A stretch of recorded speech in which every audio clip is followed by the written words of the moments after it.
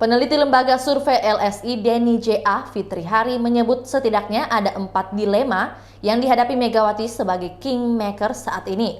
Ketua Umum PDIP itu disebut dilema atas keputusan soal siapa yang akan didorong maju sebagai calon presiden 2024 mendatang.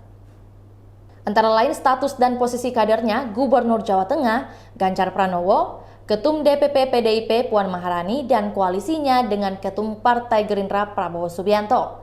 Fitri menyebut Megawati masih dilema apakah menjadikan kadernya, Ganjar atau Puan, sebagai calon wakil presiden dari Prabowo atau meninggalkan Prabowo dan kader PDIP maju sebagai capres. Lalu, jika Megawati memutuskan Puan sebagai cawapres Prabowo, maka ada potensi Ganjar akan dipinang partai lain sebagai capres. Mengingat elektabilitas Ganjar terus memuncaki berbagai survei yang dilaksanakan sejumlah lembaga berbeda. Kemudian, jika Ganjar menjadi cawapres Prabowo, bukankah elektabilitas Ganjar lebih tinggi dan PDIP partai lebih besar dibandingkan Partai Gerindra?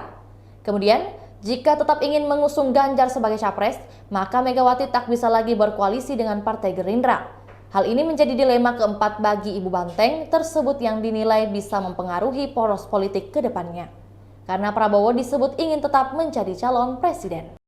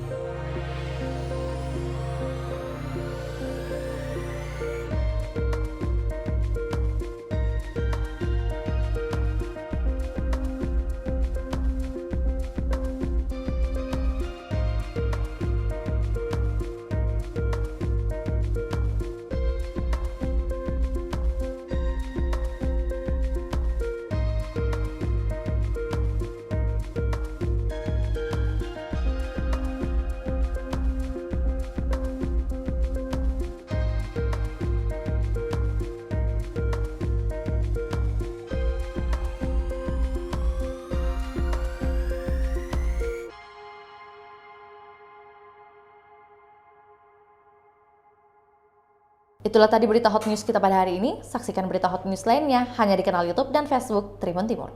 Terima kasih sudah nonton. Jangan lupa like, subscribe, dan share ya.